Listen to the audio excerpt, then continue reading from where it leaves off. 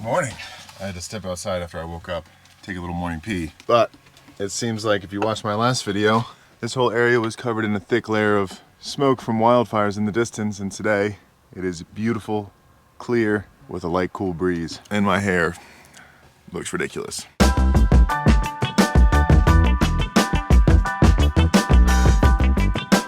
So we are 200 miles into our 1,400 mile journey. And I want to make it up to Fairbanks in 6 or 7 days from now. So if I take the time that I have left driving and divide it by the days, that means I need to drive an average of 4 hours every day in order to meet that timeline. So I think today, I was doing some research last night. We're gonna drive just about 5 hours. And our first stop is about an hour north from here at Fort Nelson, which is just a small community on the side of the road where I'm gonna fill up my water tanks and maybe pick up a few things. And then tonight, if all goes well and nobody is in the campsite that I'm planning to camp at, we're gonna try to set up the ultimate campsite with my Starlink, Xbox, cooking some good food, and see if we can have ourselves a good night here on the Alaskan Highway.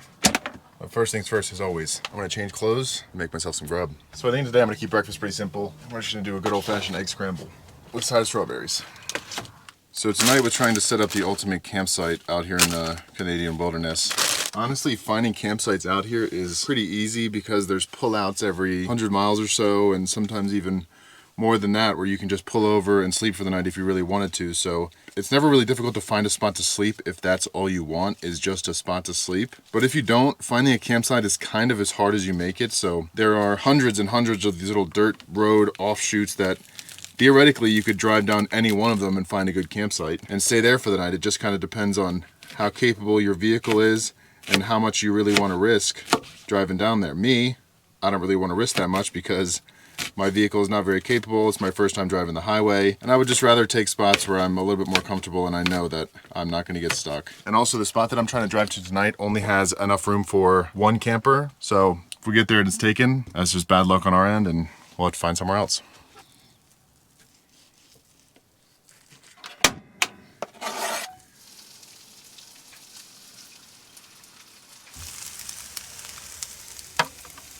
And don't worry, yes, I have washed this cutting board since I cut the bacon on it. I'm not just cutting strawberries on raw bacon juice.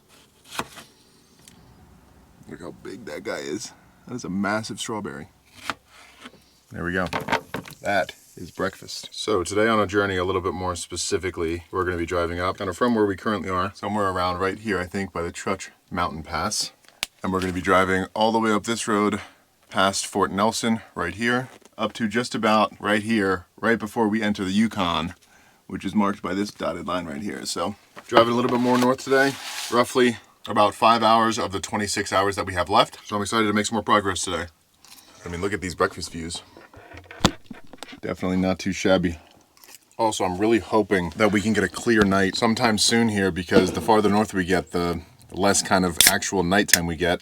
And I really, really want to see the northern lights, and I feel like by the time I get to Alaska, it'll already be pretty much midnight sun, so that means the sun basically never sets. Kind of like it was when we were in Iceland, and we won't be able to see the northern lights. All right, let's hit the road. First stop, Fort Nelson.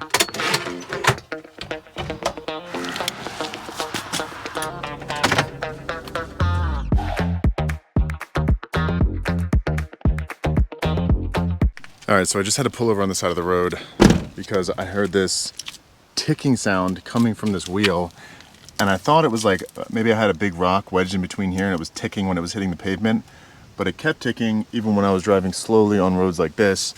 So I got down here and I was trying to figure out what it was, and I turned the wheel all the way out so I could see behind it, and it seems like somehow, I don't know how this happened, but this right here was kind of wrapped around and I guess sticking in there, and this is actually the fuel line. Luckily it was empty.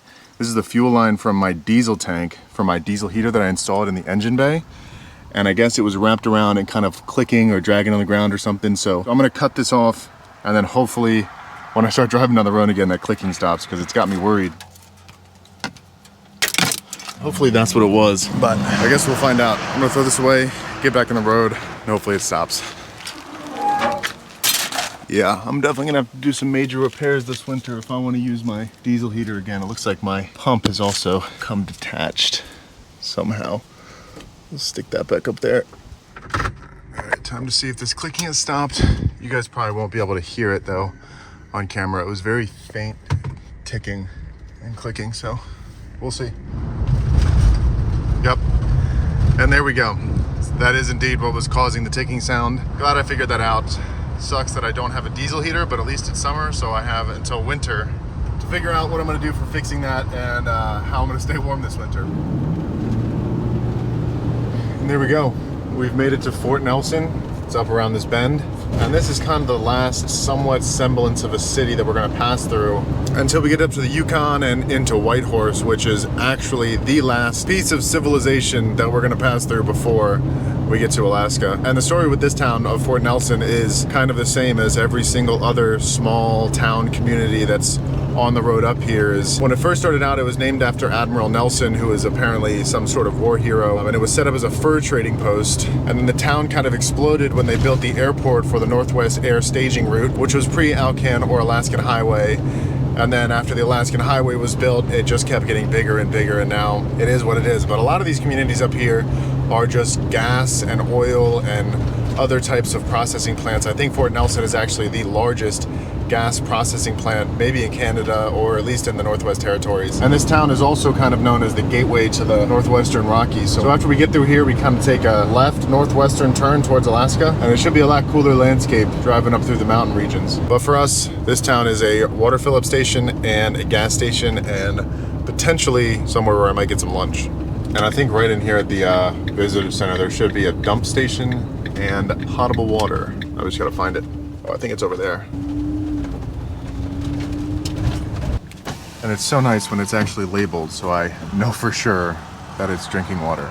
And also, I've had a lot of people correct me in the comments that it's not potable, it's potable.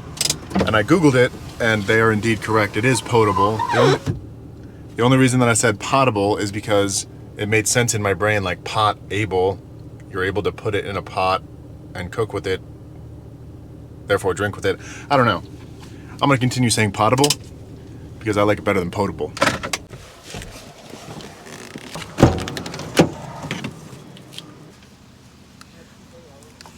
It's also getting kind of colder the more north I get. I can kind of feel it in the air. Breezes are colder, the days are colder. Kind of nice though, I like it. Makes it easier to sleep when it's cold out. And she's filling. Oh, good thing we did. We're almost on E. The water flow is so high. It's only been like 3 minutes and we're pretty much already topped off. Spectacular. Alrighty, tank's full. Let's get out of here. So we've got about a 3-hour drive to the place where hopefully we're gonna be camping tonight. So I'm gonna go grab myself some food, then we're hitting the road.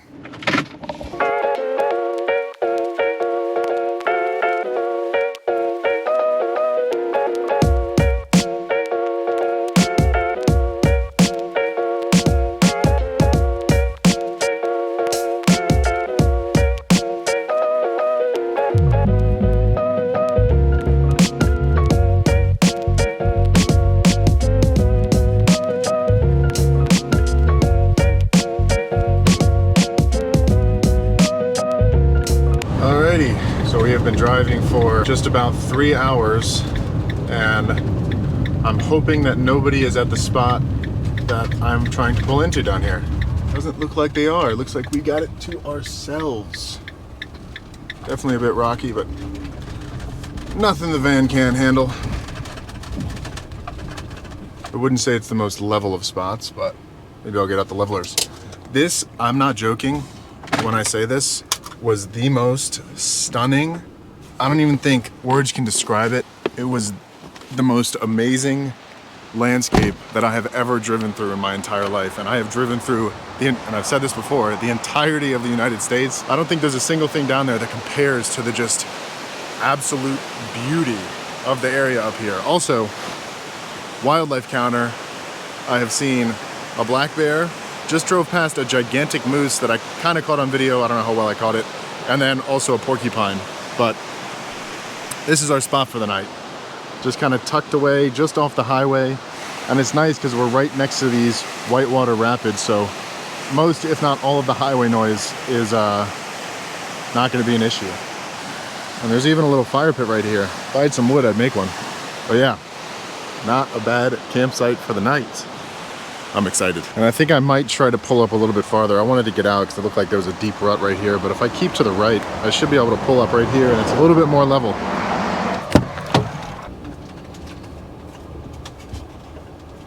There we go. I mean, look at that. That is so crazy. I love Canada. I do think though that the bugs might be a little bit bigger of an issue here because there is some standing water down there from mosquitoes, but I don't really see that many of them. I mean, they're definitely flying around, but it's nothing I haven't experienced before in Maryland. But before we do anything else, I'm gonna get my Starlink set up. And I think I might leave these back doors open if I can get these magnetic mesh things to close well enough that I get some nice airflow through the van. But before I do that, I gotta grab this out.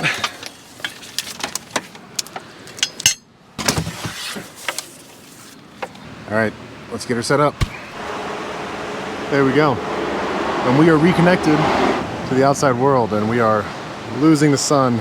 Every second it's getting slightly darker out here. It should probably be set behind that mountain in about, I'd say 5-10 minutes.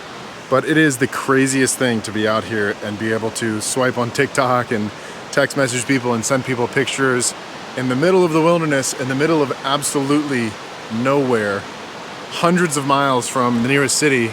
I think I might actually try and play some Xbox tonight because why not? So whenever I set up the Starlink and I'm in an area with bugs, since I have to put it through the window, I usually just put tape up here. But for some reason I couldn't find my tape and I didn't want to put my Gorilla tape that I bought earlier today. But I didn't have any like Scotch tape left, so I just tore up a lint roller sheet, taped that shut so no bugs fly in there in the middle of the night. I think this spot might top my first spot just because we're right next to the river. I wish it wasn't flowing so fast. I would love to go for a swim in it. As a matter of fact, let's walk down there. It's so crazy how blue all of the water in this area is.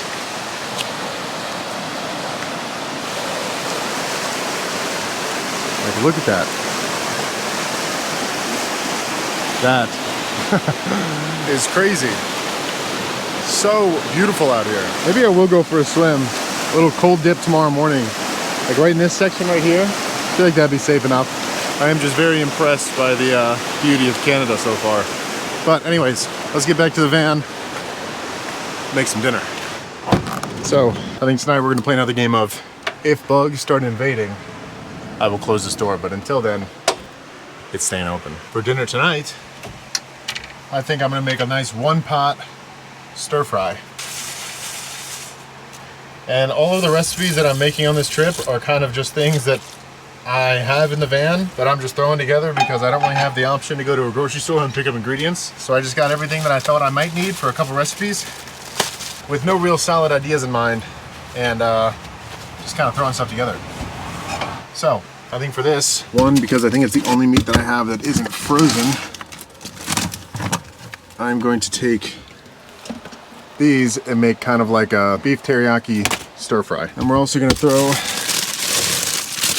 some bean sprouts, some shredded carrots, some zucchini, and I think that's it into our stir fry. Before I do anything, I'm gonna get the rice boiling.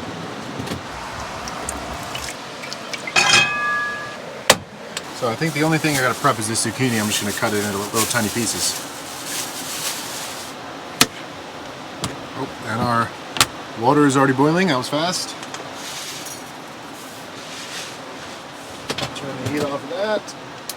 And get that covered. Rice is done. There we go. Zook's cut up. So now we can get a little bit of oil, go it in the pan, get that nice and hot. And then we can take our veggies, throw those in there. I don't know if I'm going to use it all. Probably not, actually. That should be enough. We'll save some of these for another recipe. Just make one serving tonight. But also throw in some carrots. Hit those with some garlic powder, a little bit of garlic puree, some spicy chili crisps, and a pinch of some salt. Stir those up, get those nice and coated. We lost one. Beautiful. All right, I think I have let those cooked down for long enough. Now we can add some of our beef. So I'm gonna add what I think is about 1 serving. There we go. And then we'll hit that with pretty much the same seasonings. Garlic powder, some oil, a little bit of garlic, salt, and then chilies. Boom! We'll get that all mixed together. And there we go. Now we'll let these cook for, I don't know, 2 or 3 minutes. Add our sauce, and we're eating. Super simple dinner tonight. There we go.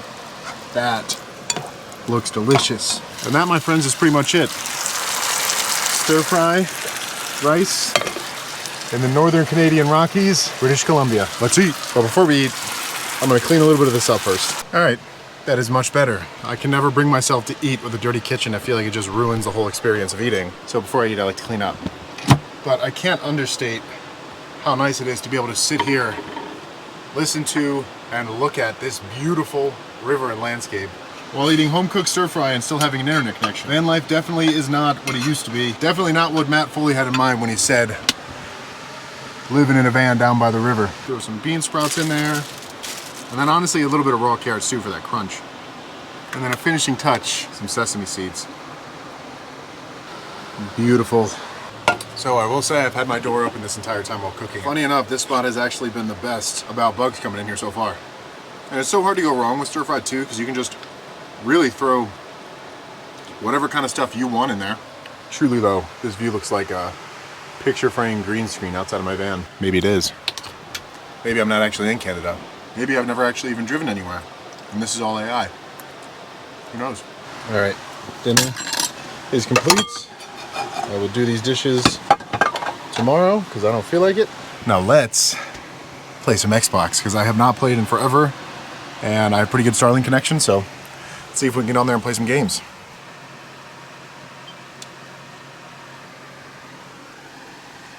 Woo! So I actually named my Wi-Fi for my Starlink Magic Wi-Fi. So if anyone pulls up next to me, they'd be confused as to why there's a Magic Wi-Fi out here. Boom. Oh, we got to update.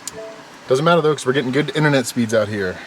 Let's see, we're getting 20 megabits per second upload. Oh, actually more, 31 megabits per second upload. And just about, sorry, download, and then 4 megabits upload. So, shouldn't take too long for this update to download. Hopefully my games don't have any updates, but I guess we'll see. All right, the update just finished. Let's see if my game needs an update. Oh, it does. Let's see how big it is. It is indeed a 9 gigabyte update, but I'm getting actually 60 megabits per second, so it should be done in about 30 minutes. So I will check back in with you guys once that's done, and then we'll play.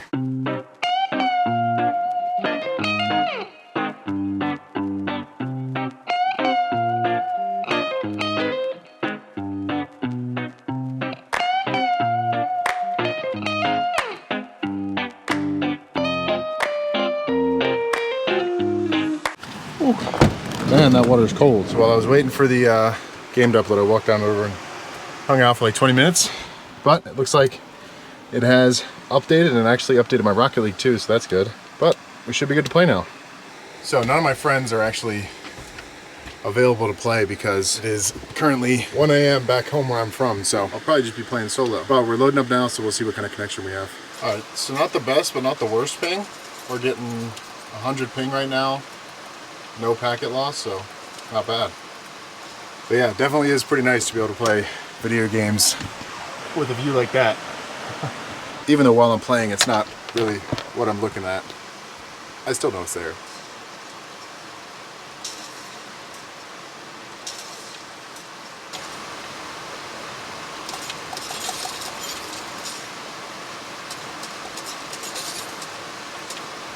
Honestly though, I'm pretty surprised how little bugs there are actually out right now. Alrighty, I guess that's enough Apex. I'm gonna sit outside and watch the sunset on the mountains. It's a nice alpine glow up there. I'm gonna be honest, the only way and reason that I think Starlink is actually worth it is if you do a trip like this. And I've said it before, 90% of the time when I'm in the States, I have service, and the service on my hotspots and on my phone is more than enough to play video games. But out here, when I'm in the middle of nowhere, it's really, really nice to at least have service at night, even though I don't have it all during the day when I'm driving. And so far, the couple times that I've tried it, playing video games on it is actually really nice. So I'm gonna hang out here and enjoy this view and the little bit of sunset we got left. And then tomorrow we are hitting the Alaskan Highway yet again, northward. So as always, I truly, truly appreciate you guys watching. I really can't say it enough. If you like this video or you like my channel in general, think about subscribing. It really does help out. And I will catch you guys tomorrow.